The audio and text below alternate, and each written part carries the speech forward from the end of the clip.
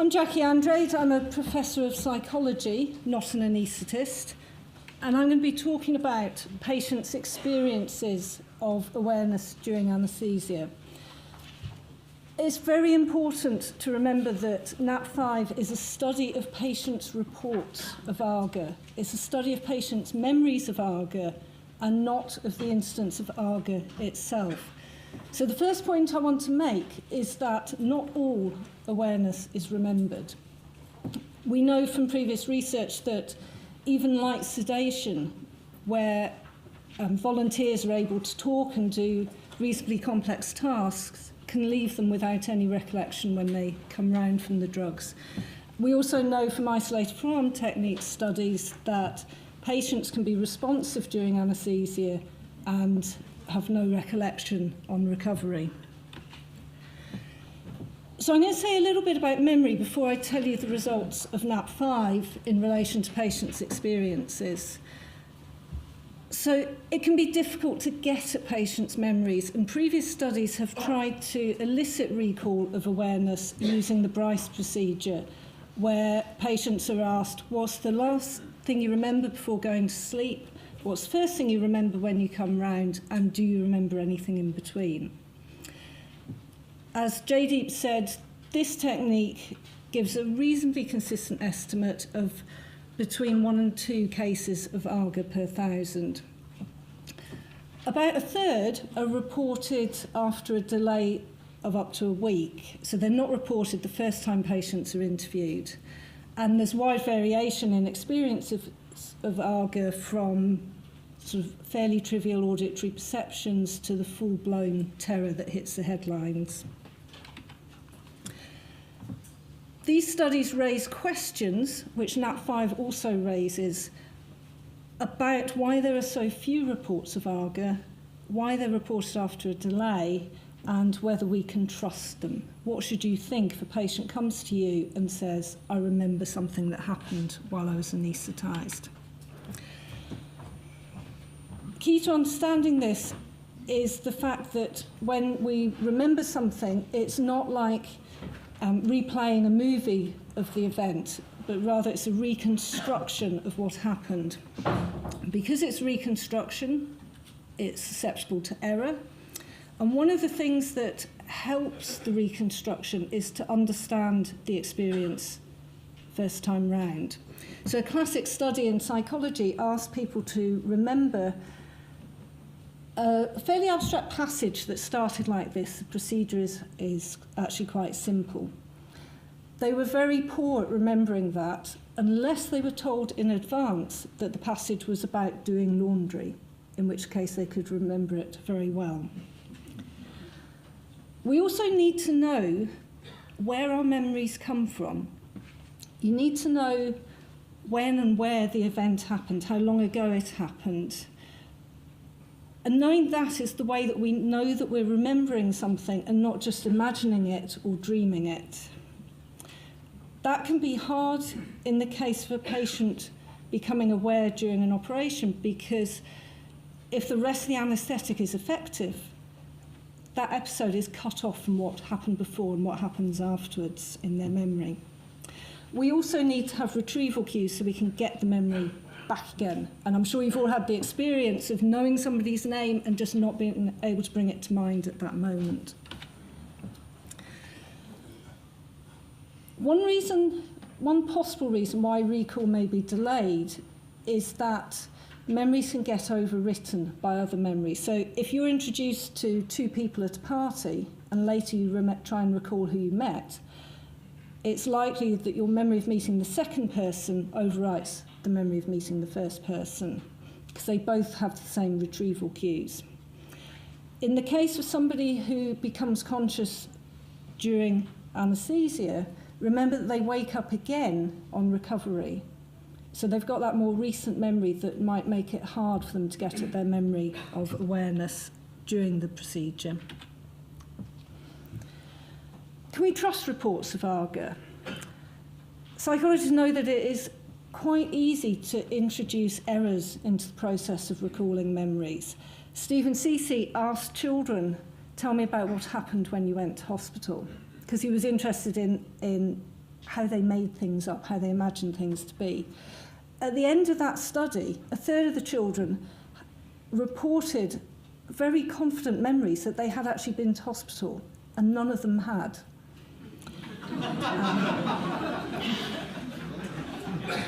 I am certain we could do the same by asking patients to tell us about the time they heard voices, or what was it like when you heard voices during your anaesthetic. It's important that neither NAP5 nor the previous Bryce studies have done this, and therefore I'm pretty confident that we can trust the spontaneous reports we've received in NAP5. It might be that patients confuse dreams and memories of AAGA, but the literature says that reports of dreaming are different. They tend to be positive, they tend to be reported on emergence rather than after a delay, and they're not related to depth of anaesthesia. So dreaming seems to be something different again. On to the NAP5 results. As you know, we had 141 probable, certain or possible cases. My analysis is going to focus on those cases. Only a quarter were reported to the anaesthetist who provided the care. Only a third, roughly, were reported on the day that the awareness happened. And a quarter were reported after a delay of a year or more.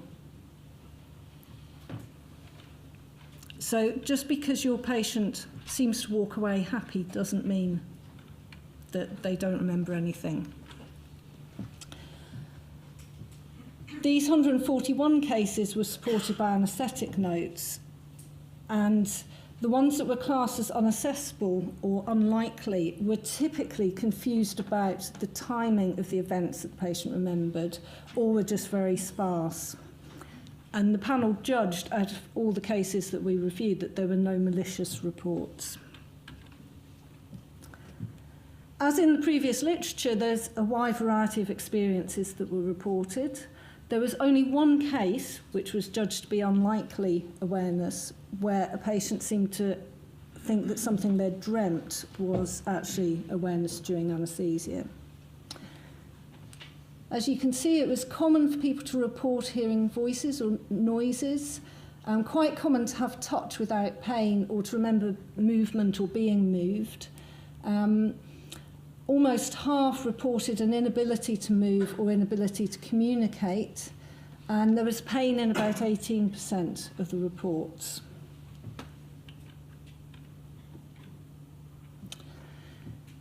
Many of the reports were reported in quite a neutral fashion. So these are two examples where patients were interested rather than bothered by the experience, or where they were aware of what was happening but felt reassured by what they understood rather than concerned by it.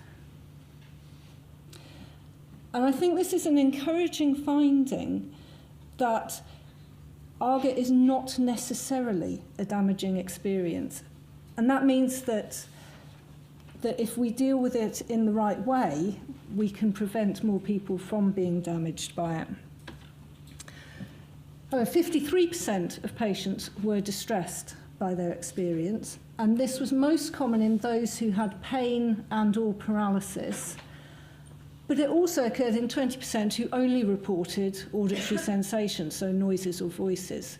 So the fact that you only recall isolated sensory experiences doesn't necessarily mean that those experiences are not distressing. And a very important and very clear finding is that this distress during awareness was very strongly associated with long-term psychological harm. So the grey bars show you the data for the patients who were distressed, and the y-axis shows you the NPSA scores, so you're much more likely to have moderate or severe harm if you experience distress at the time of AAGA. Michael Wang will talk more about that in the next presentation. So these are some examples of cases where patients reported being severely distressed and had severe long-term psychological harm. And what's interesting about them is that they don't report pain. You don't have to be in pain to be damaged by the experience.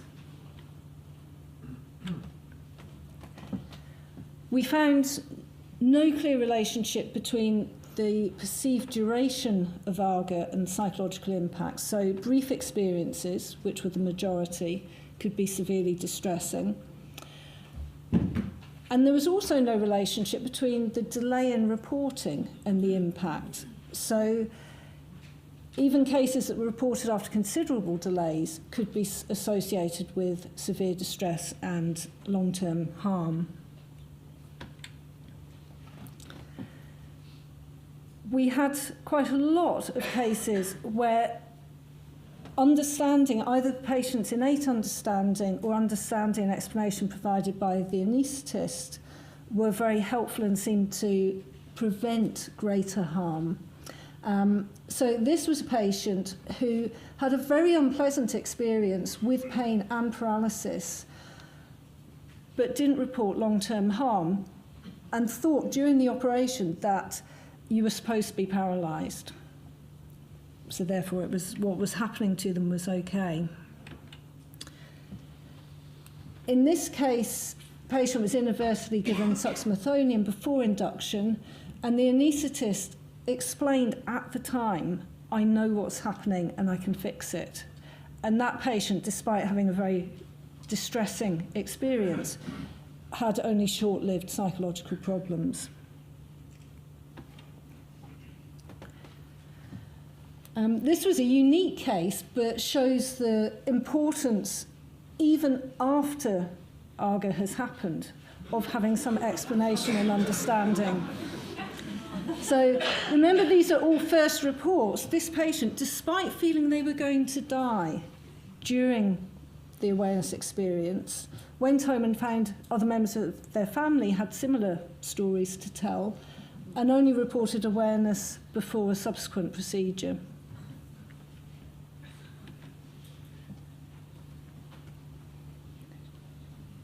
And finally, this is another neuromuscular blockade case. This was one where the anaesthetist apologised because they knew they'd made a mistake. And again, the patient had been very distressed, been paralysed, feeling they were suffocating, but didn't have the long-term harm that is very common with that sort of awareness experience. So these findings raise some important questions for research, and one of them is to know why there is a delay in reporting AAGA. If we could encourage patients to report AAGA sooner, we could do the psychological intervention that we know is very important that helps to prevent long-term harm. So it might be the case that AAGA memories are very fragile and they're easily overwritten by all the other things that are happening on recovery. It might be that they're quite weakly encoded because of the ways that anaesthetic agents affect the memory encoding processes in the brain. Or it might be that patients themselves can recall AAGA, but they're not yet ready to discuss it with anybody else.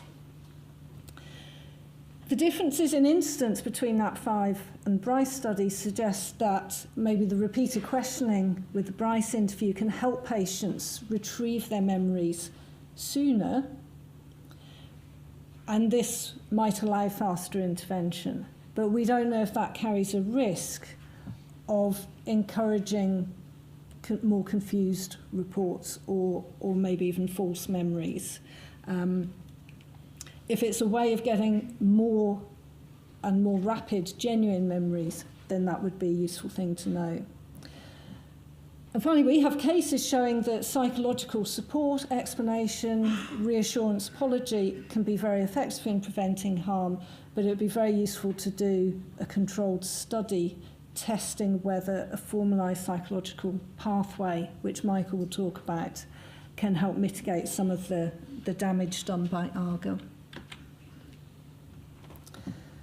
So key recommendations, we had a lot, but the key ones in terms of patient experience data are if you suspect that there has been a problem, for instance, if there's been a prolonged difficulties with intubation or you know that neuromuscular blockade has lasted for longer than you were expecting, it can be very helpful to reassure the patient while that is happening.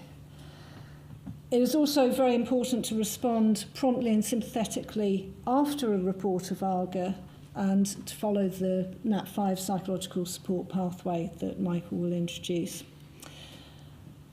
And finally, it's important to treat all reports of AAGA seriously, even if they seem confused or sparse, or it's about an experience that happened some time ago with a different operation and a different anaesthetist, because even those reports can have serious psychological impact.